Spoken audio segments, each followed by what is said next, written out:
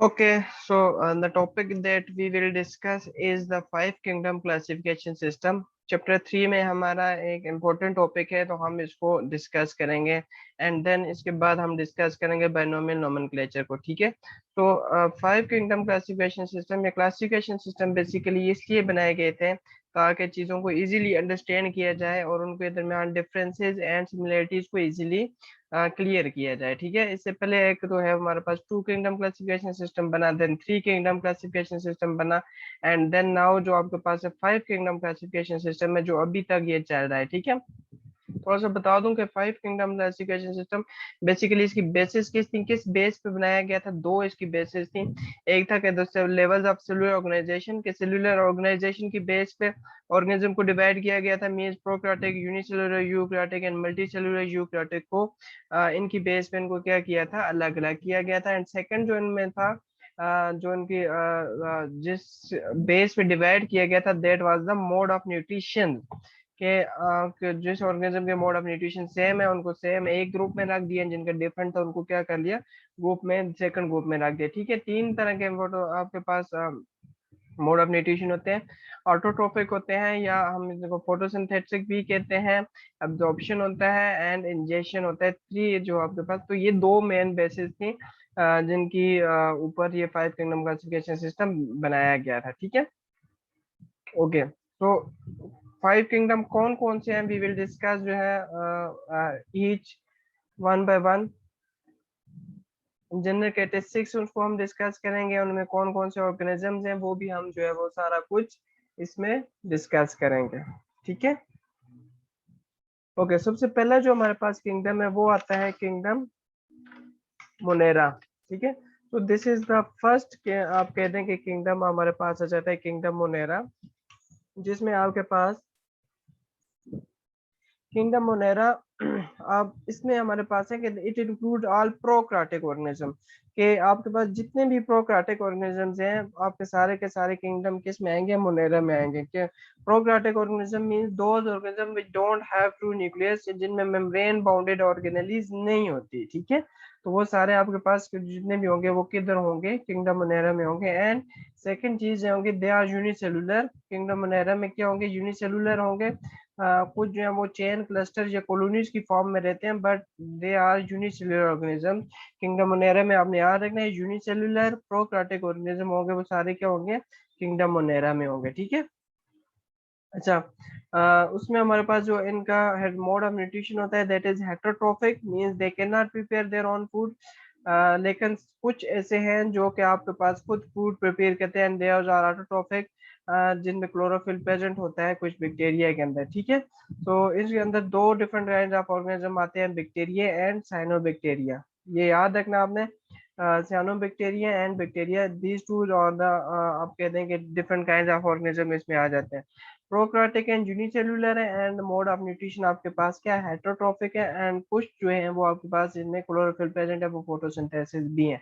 So this is the first kingdom of this classification system, kingdom monera. Second kingdom है that is kingdom protista. Kingdom protista में हमारे पास unicellular होंगे and simple multicellular होंगे। ठीक है, सिंपल मल्टीसेलुलर मींस के वो ऑर्गेनिज्म जो आपके पास इतने कॉम्प्लेक्स नहीं है, means they don't have multiple sex organs and इतने कॉम्प्लेक्स सिस्टम उनका नहीं होता। ठीक है, सो आपने यूनिसेलुलर सिंपल मल्टीसेलुलर होंगे एंड सेकंड थिंग जो है आपके पास यूक्रियोटिक होंगे। आपने याद रखना है जो प्रोक्राटिक है वो सिर्फ किंगडम मोनेरा में आएंगे। ठीक है, तो प्रोटेस्टा में आपके पास क्या होंगे, यूक्रियोटिक ऑर्गेनिज्म आएंगे। यूक्रियोटिक मींस कि they have membrane bounded organelles and इनमें आपके पास क्या होगी कि ट्रू न्यूक्लियस प्रेजेंट होगा किंगडम प्रोटेस्टा में। ठीक है, तीन तरह के इसमें आपके पास आ जाते हैं, तीन टाइप्स के ऑर्गेनिज्म आ जाते हैं। ठीक है, इसमें जैसे हमारा बैक्टीरिया सियानो बैक्टीरिया था, यहाँ पे तीन तरह के ऑर्गेनिज्म आ जाते हैं किंगडम प्रोटेस्टा में। ठीक है, सबसे पहले आ जाते हैं एलजी। एलजी बेसिकली आपके पास they are unicellular and colonial की फॉर्म में रहती है एंड कुछ जो है वो सिंपल मल्टीसेलुलर भी है। ठीक है, तो कॉलोनी की फॉर्म में रहती है एंड इसका क्या होता है कि इट रिजेंबल विद प्लांट्स, के इसमें प्लांट्स पे सेल वॉल्स होती है एंड क्लोरोफिल प्रेजेंट होता है एंड आपके पास ये होता है कि सिंपल मल्टीसेलुलर को बताया कि they don't have multiple sex organ and they do not form embryos during their life cycle. ठीक है, तो आपने याद रखना है कि algae which is the first type of the kingdom protista, it is unicellular colonial or simple multicellular and they resemble plant cells because cell wall जो है एंड क्लोरोफिल प्रेजेंट होती है क्लोरोप्लास्ट में which are the characteristics of plants.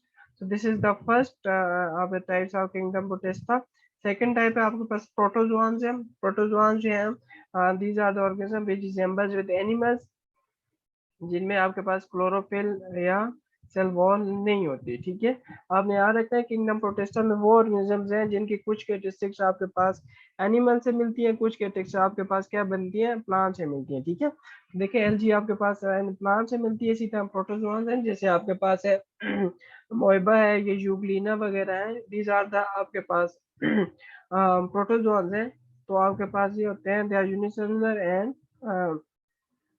They resembles animals, जिनमें chlorophyll या cell wall नहीं होती। ठीक है, इसके अलावा देन आपके पास आ जाते हैं कुछ प्रोटिस्ट लाइक फंजाई लाइक आ जाते हैं। ठीक है, जैसे मोल्ड वगैरह एक ऑर्गेनिज्म है वो फंजाई की तरह है, तो आपके पास ये भी आपके पास किस में आ जाते हैं, किंगडम प्रोटेस्टा में आ जाते हैं। ठीक है, एंड मोल्ड वगैरह इनका क्या होता है कि ये आपके पास डेड ऑर्गेनिक जो मैटर है उनको उनसे आप क्या करते हैं अपनी फूड लेते हैं। ठीक है, तो ये तीन तरह के ऑर्गेनिजम्स आ जाते हैं इसमें, एलजी आ जाता है, प्रोटोजोआन्स एंड कुछ प्रोटिस्ट हैं जो फंजाई की तरह। तो इसमें आपके पास प्लांट्स की तरह भी आते हैं और एनिमल्स की तरह दोनों ऑर्गेनिज्म इस किंगडम में इंक्लूड हैं। ठीक है, याद रखना है यूकैरियोटिक है, यूनिसेलुलर है and some are simple multicellular. तो इसके बाद थर्ड आ जाता है किंगडम फंजाई। किंगडम फंजाई में सिर्फ आपके पास एक ही ऑर्गेनिज्म इंक्लूड है एंड दैट इज फंजाई। याद रखना है this is multicellular and eukaryotic. इसके बाद ये जो प्लांटी एनिमल है ये सारे मल्टी सेलुलर है, यूकैरियोट है। इनमें जो मोड ऑफ जो इनमें डिफरेंस है that is mode of nutrition. Kingdom fungi में जो फंजाई है eukaryotic and multi cellular and mode of nutrition क्या है, हेटेरोट्रॉफ्स है, mean they can not prepare their own food, के आपके पास ये फूड प्रिपेयर नहीं करते एंड ये अब्जॉर्ब करते हैं, अब्जॉर्बिव मोड ऑफ न्यूट्रिशन है, ये दूसरे ऑर्गेनिज्म से अपना फूड क्या करते हैं, अब्जॉर्ब करते हैं, लाइक मशरूम्स वगैरह है। ठीक है, वो क्या करते हैं कि आपके पास अपना फूड जो है वो अब्जॉर्ब करते हैं एंड दे आर डीकम्पोजर्स। ठीक है, कि ये डीकम्पोज करते हैं, डीकम्पोज करने की वजह से अपना फूड जो है वो ले लेते हैं and they live in organic matter. ठीक है, इनके पास स्पेशल एंजाइम्स होते हैं, डाइजेस्टिव एंजाइम्स होते हैं, वो उसको ब्रेक डाउन करते हैं एंड देन वहां से अपना फूड जो है वो आपके पास क्या करते हैं, अपना फूड एक्सट्रैक्ट कर लेते हैं। ठीक है, सो इसमें याद रखना है किंगडम पंजाब में यूकैरियोटिक मल्टीसेलुलर है एंड मोड ऑफ न्यूट्रिशन के हेटेरोट्रॉफ्स। उसके बाद आगे आपके पास आ जाता है किंगडम प्लांटाe। किंगडम प्लांटाe में बेसिकली आपके पास है it includes all the plants, eukaryotic multicellular है and they are autotrophs. Autotrophs mean they can prepare their own food with the help of photosynthesis. ठीक है, तो प्लांट्स जो है वो आपके पास इनमें ऑटोट्रॉफ्स होते हैं, फोटोसिंथेसिस से अपना फूड प्रिपेयर करते हैं एंड ये आपके पास मल्टीसेलुलर है एंड एम्ब्रियो बनाते हैं ड्यूरिंग लाइफ साइकिल में। इसमें आपके पास मोजेज हैं, फंस, फ्लावरिंग प्लांट जो है वो आपके पास सारे के सारे किंगडम किस में आ जाते हैं, प्लांट्स में आ जाते हैं, मीन्स ये जितने भी प्लांट्स है वो सारे किंगडम प्लांटाई में आ जाएंगे। देन उसके बाद है किंगडम एनिमेलिया। किंगडम एनिमेलिया जो है it includes eukaryotic and multicellular and mode of nutrition के हेटेरोट्रॉफ कंज्यूमर्स। फंजाई था, हेटेरोट्रॉफ डीकंपोजर्स था, अब्जॉर्प्टिव था, यहाँ पे हेटेरोट्रॉफ क्या है, कंज्यूमर्स हैं। ठीक है, मीन कि ये इंजेस्ट करते हैं, लाइक ह्यूमंस आप देखें एनिमल डायरेक्टली किसी चीज को इंजेस्ट करते हैं एंड इसको फिर देन आपके पास जो इंटरनली कैविटीज हैं उनसे क्या करते हैं, डाइजेस्ट करते हैं।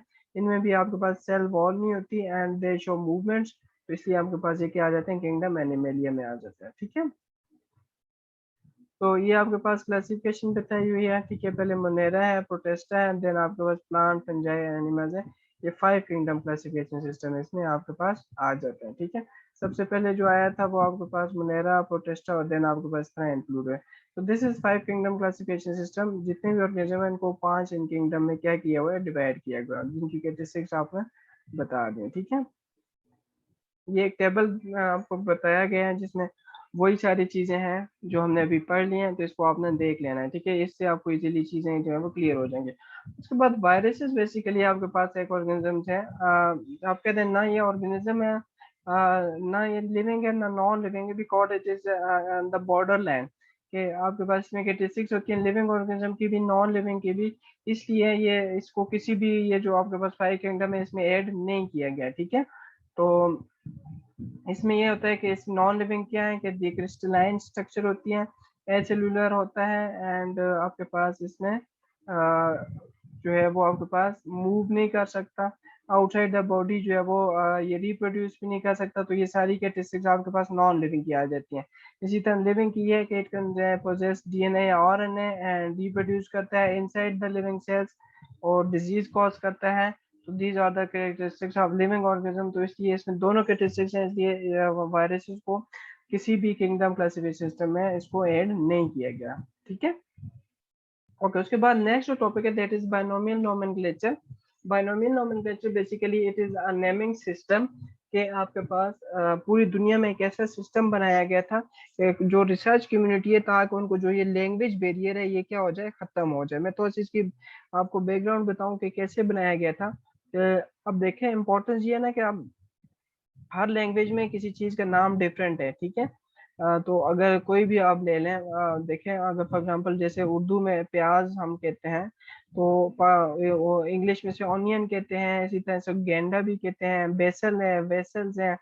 देर आर डिफरेंट नेम्स, एक चीज के आपके पास क्या है, डिफरेंट नेम है, एंड इसके पीछे कोई साइंटिफिक रीजन नहीं है कि किस चीज पे इसका नाम प्याज रखा था। ठीक, तो इस सारी चीजों को आप खत्म करने के लिए कि अगर आप जो है वो मतलब रिसर्च कम्युनिटी पूरी दुनिया में जब करते थे तो वो उन चीजों को, अब प्याज एक को जिसको उर्दू आती है उसको तो पता होगा, बाकियों को तो नहीं पता होगा जिसको नहीं आती उर्दू। ठीक है, तो इस चीज को खत्म करने के लिए एक ऐसा सिस्टम लाया गया था जिसे हम कहते हैं बायनोमियल नोमेनक्लेचर, इसको साइंटिफिक सिस्टम भी कहते हैं। ठीक है, तो इस सिस्टम के तहत जितने भी ऑर्गेनिजम्स हैं उनको आपके पास जितनी भी चीजें उनको एक नाम गिवन दिया, साइंटिफिक नेम दिया गया था जो पूरी दुनिया में कॉमन था, एंड जो साइंटिफिक कम्युनिटी थी उनके लिए इजी था किसी चीज को अंडरस्टैंड करने के। ठीक है, जैसे आपके पास प्याज है, इसका जो आपके पास साइंटिफिक नेम है वो एलियम सिपा है।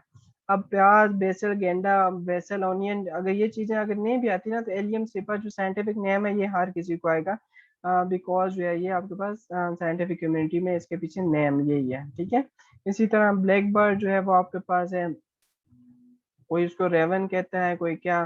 तो इसलिए आपके पास इसमें भी इस तरह हर ऑर्गेनिज्म को क्या किया गया, नाम दिया गया। अच्छा ठीक है, मैंने कहा कि इसके पीछे कोई बेसिस नहीं होती थी। लाइक फिश जो है आपके पास बहुत से ऐसी फिशेज हैं, फिशेज ये कहा था कि फिश इसलिए हम कहते हैं बिकॉज दे हैव फिन्स, लेकिन बहुत सारी ऐसी फिश हैं जिनमें आपके फिन्स नहीं होते। लाइक आपके पास जैसे सिल्वर फिश है, जेली फिश है।